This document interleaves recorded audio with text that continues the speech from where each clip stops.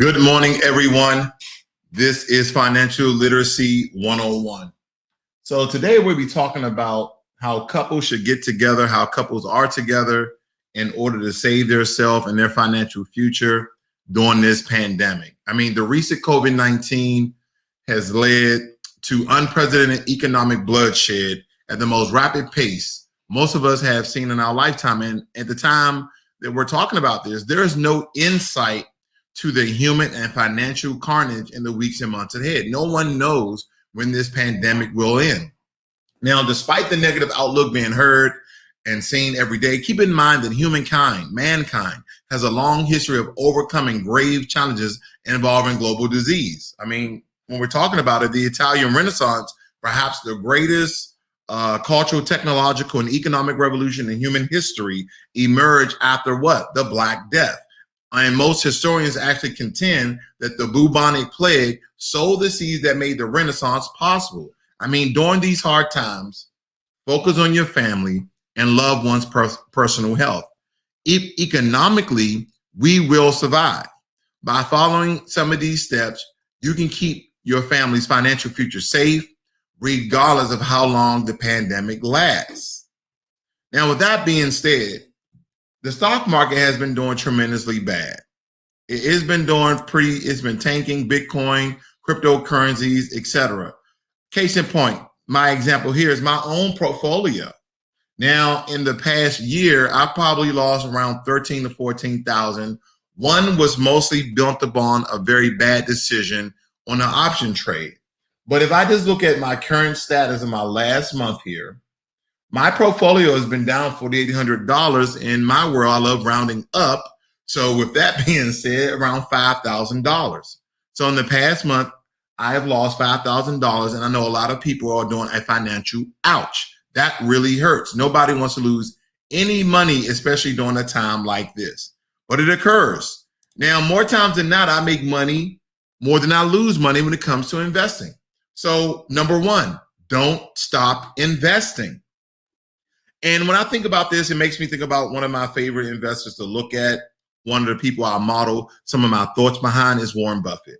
No one has a better track record in coming out ahead during epic market downturns than the legendary investor, AKA be patient in the market, Warren Buffett.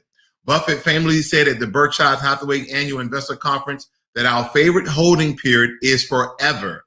Again, our favorite holding period is forever. And I remember when I first started telling people to invest in Berkshire Hathaway, not the A stock, but the B stock. And now that I'm talking about that, I think it's imperative for us to really look at Berkshire. A lot of people are not familiar with Berkshire and Hathaway stock. This is Warren Buffett's company. And I just want you to look at how much this costs per share. A lot of people are not familiar how much this is per share. This is one share of Berkshire and Hathaway. So when I look at this, it tells me that, hey, do I want to model myself after a stock that's making $100 or model myself behind the man who has grown a company to almost $500,000 per share? But I started investing in Berkshire and Hathaway, not the A stock, but the B stock when it was $70. So let's look at it now. $290. Okay, that's when I started investing in Berkshire and Hathaway when it was $70. Now it's $290. But I digress. That is not the hallmark. That is not the heart of this discussion. Okay. Now, the stock market is manic depressive. I mean, when you're managing your own personal stock portfolio, remember to keep in mind that timing the market upswings and downswings is a highly risky strategy that risks sacrificing your long-term upsides. When I think about it, people are always trying to time the market. Oh, the market is booming, so let me not invest. Oh, the market is tanking, let me invest. Your best position is to buy and hold on a systematic, monthly, recurring, dollar cost averaging schedule.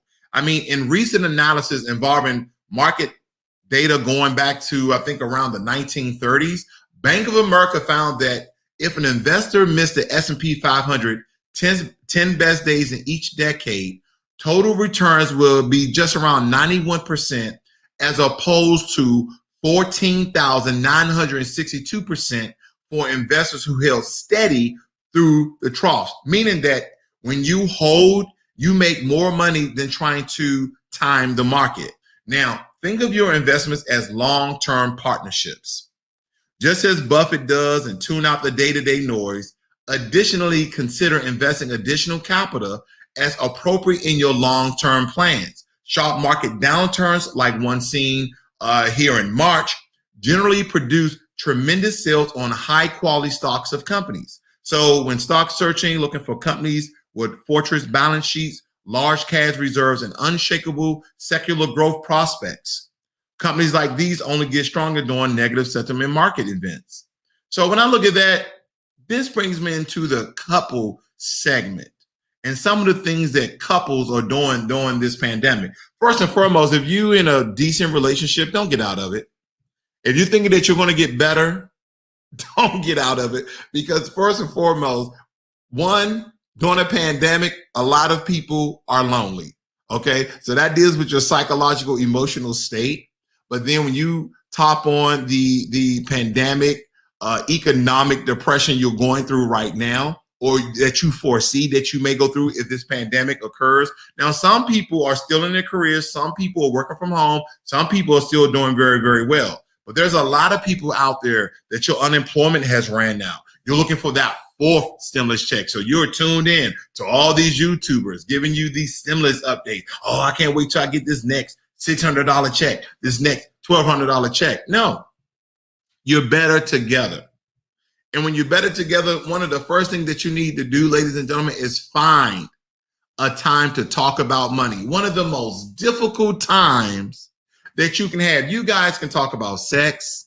You can talk about how you want to parent the kids. You can talk about vacation. You can talk about your mother-in-law, your father-in-law, how you don't like them coming over and sleeping and staying too long. But the one thing people are hard-pressed to do is talk about money. One of the most important aspects of your everyday life, because essentially living in the modern day world, you can't exist without some sort of financial means, some sort of assets, some sort of capital, some sort of money coming in. So before you do anything else, you and your partner should have a sit down talk about money, either on your own or with a financial advisor. If you guys are money savvy, you understand the basics of money, you know, getting out of debt, having a budget, storing up for your emergency fund, savings, investing, and dealing with your credit, then you pretty much can do it by yourself instead of paying someone like myself. But if you need additional help, I'm here. The information is in the description below, and I can help you walk through some of these tumultuous times that's probably stressing you guys out. So start by choosing a time when both of you will be in the right mindset for a serious conversation. It could be before work starts, which most people won't do that, or after work's in, and I don't really, recommend that because you're tired, exhausted. The Karen and Tom at work just got on your nerves. So most likely a weekend, after maybe a good breakfast, you guys sit there and talk about your finances. Okay. And during the weekend, there's less news and distraction taking place. So that's pretty much a good time to have that discussion. I mean, since money discussions can be very, very difficult to navigate, especially during a time like this. It can be helpful to come with talking points about the things that you want to go down, personal accounts, money that has not been attended, debt that has not been revealed. Again, debt that has not been revealed, this is the time, if not any, because we understand the number one reason for couples to depart is because of financial burdens. Financial burdens.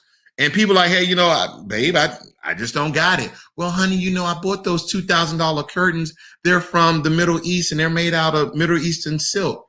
Why didn't you talk to me about that? So the money conversations are probably one of the hardest things. And some of the things that you absolutely need to cover is review your monthly expenses.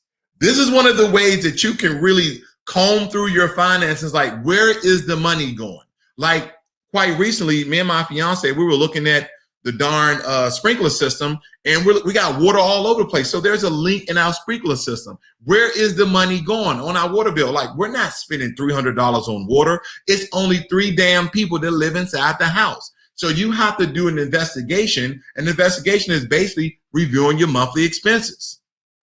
So take a look at how much you and your partner spend in a 30-day period.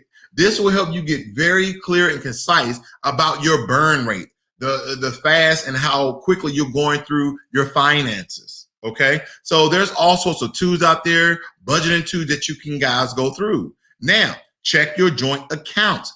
Do I recommend that couples have a joint account? Yes, I do. Me and my fiance, we have a joint checking account.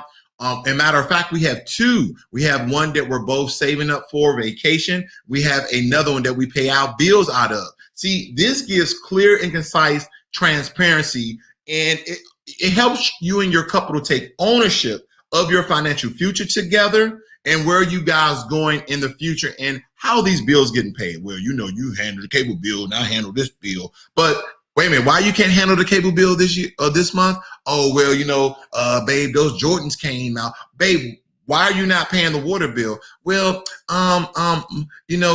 Tori and Burke came out with this new selective rare purse. See, when you have a joint bank account, you guys are essentially, whether you know it or not, you're checking each other. It's a financial safeguard in order for bills to get paid and for your savings accounts to grow. So definitely have a joint checking account.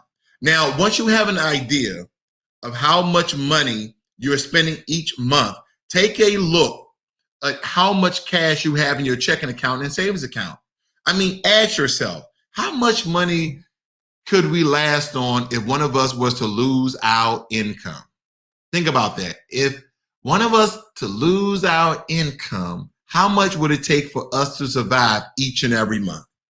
Also, I think you should discuss job security. I mean, make sure to talk with your partner about how you're going to handle covering each other's bills if one of you loses income and the other does not. Because again, that one breadwinner, it's going to be a financial burden because you have lost your job for one reason or another. And now that person is solely the breadwinner, whether it be the male or the female. This is not a sexist comment because at the end of the day, you are better together and you are also in it together.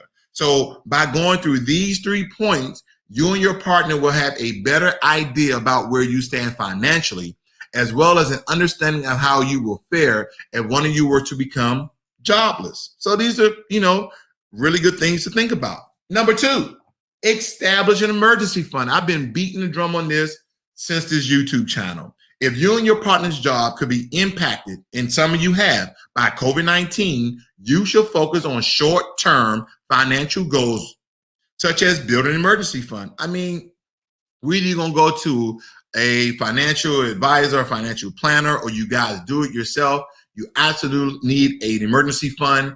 Now, a lot of people are trying to increase the amount of months. Okay, this is a social topic. They say at one point, people were talking about anywhere from 3 to 6 months. Have an emergency fund of all your expenses. I mean, all your bills for your home, your apartment, etc. But now people are talking about anywhere from 6 to 8 months. Hey, listen, let's meet it right in the middle. Let's just go with 6 months. And you're like, well, I don't have it. You can start saving $50 a month, $150 a month, and eventually you will be there. But your emergency fund is a large topic that you guys should be essentially saving towards, okay?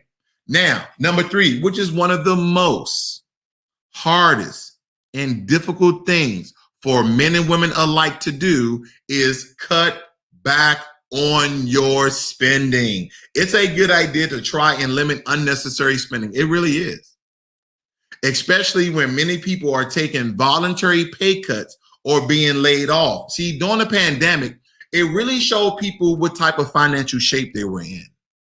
And what we come to find out, it was the opposite of obesity. Okay, I know this is oxymoron in the way that I'm talking about it, ladies and gentlemen, but nonetheless, this is the one time in your finances that you don't want to be anorexic, that you don't want to be skinny, that you don't want to be slim. You want to be obese when it comes to your financial stability.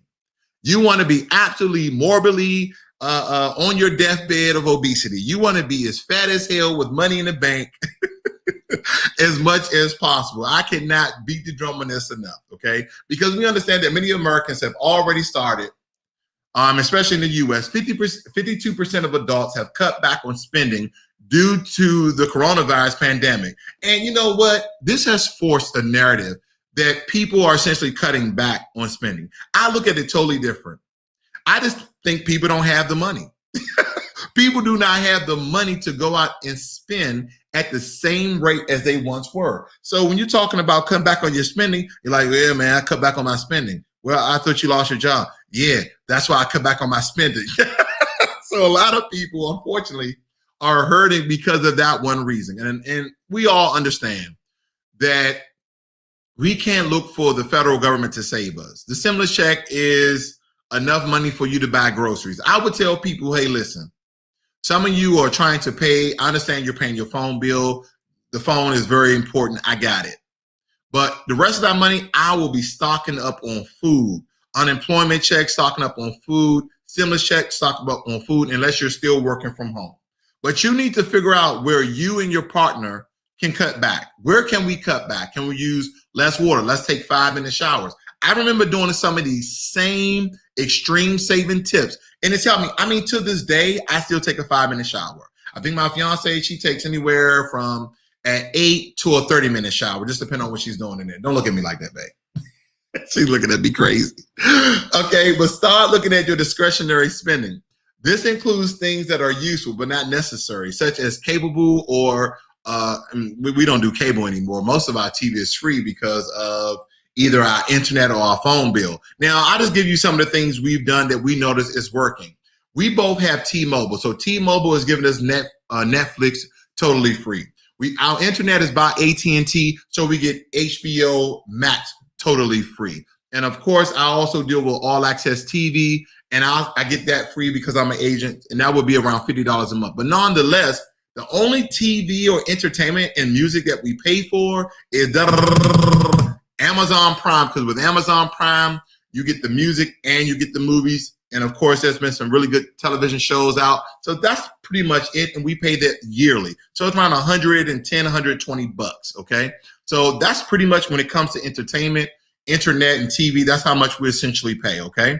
So the next thing you should look at that is, very, very necessary is expenditures, such as food and rent. Some of these expenses may be flexible, like groceries. I mean, we shop at Whole Foods sometimes, and sometimes we shop at Kroger. I mean, Whole Foods sometimes, more times than not, takes your whole paycheck. So if you normally buy all name brand premium products, you can try switching to generic items until the economy recovers. And I know the name brand always tastes better when it comes to food. When you start getting those, I remember, Tony's Kellogg's Frosted Flakes, and then you got flakes that are frosted. They taste like trash. It just don't taste the same. I know. But sometimes you have to weather the storm, make hard decisions. And number one thing you need to do in your finances, especially right now, because we don't know what's going to occur, sacrifices. Because right now, what I'm noticing in the economic job market is that a lot of businesses are hiring people back because of the CDC guidelines saying, hey, you had the vaccine, go and take off your mask. You don't even have to do social distancing anymore. So jobs are like, great. We need to start preparing for job growth and the economy recovering. So let's hire people back. Guess what? Have you noticed over this past year that this same notion, this mindset has been going up and down, up and down? So I will still be in survival mode, ladies and gentlemen. Do not return. I repeat, do not return back to your normal lives. still be in survival mode. Because here's the thing. If this pandemic goes away, and one day eventually will, and you will be here or you won't, hey, that's just the truth of the matter. But if you're here, then you have a lot of money saved up, okay? This is just in case, because guess what? If there's another rise in coronavirus and say, everybody, put back on your mask, jobs start laying off people, the government's not giving out stimulus checks, they're robbing you of your income taxes, they're doing more audits, et cetera, et cetera, et cetera. You won't be in the financial shape that you would if you took these survival steps, okay? Now, last but not least, during this time, you should really postpone buying any large ticket items. I really think you do. Now, when it comes to insurance, I think it's a good time for you and your partner to review your health insurance plans to see what's covered and what you need to make contingency plans on. I believe that's very, very important. I mean, think about it. If your policy has a $2,000 deductible and a $5,000 maximum out-of-pocket cost, then aim to put away at least $7,000 in case you and your partner get sick. I mean, that's just a very rough, arbitrary number that I'm just throwing out. Now, for you guys who don't have the financial information or education, then you should try to find a financial coach like myself or a financial advisor. The information is in the description below for you guys to look at that. But once you and your partner have an in-depth talk, that's the first thing, about your situation, you'll likely have a better grasp of whether professional help like myself is needed, okay, or handle it on your own. These are some of the steps that I believe that you guys absolutely take. These are the steps that me and my fiance have taken. We sit down and we talk about money at least once a month. Like, hey, what are we going to do with this? And what are we going to do with that? How much money is here? And sometimes we check each other on like, hey, babe, where's your $1,000 in here? Where's your $500 in here? Oh, yeah. I have mine on automatic deposit every half a month. Oh, okay, cool. Because when you have goals together, some of us sometimes forget, okay? Good morning, Alan West, and good morning, Learning Every Day. Thank you, sir, for moderating. But this is Financial Literacy 101. Learn money and be inspired. And couples and those who are striving to be in a couple, remember these steps and share and like this video. Give this video a thumbs up and make sure that you refer to this video for information to help you guys be a greater couple financially, because you are better together.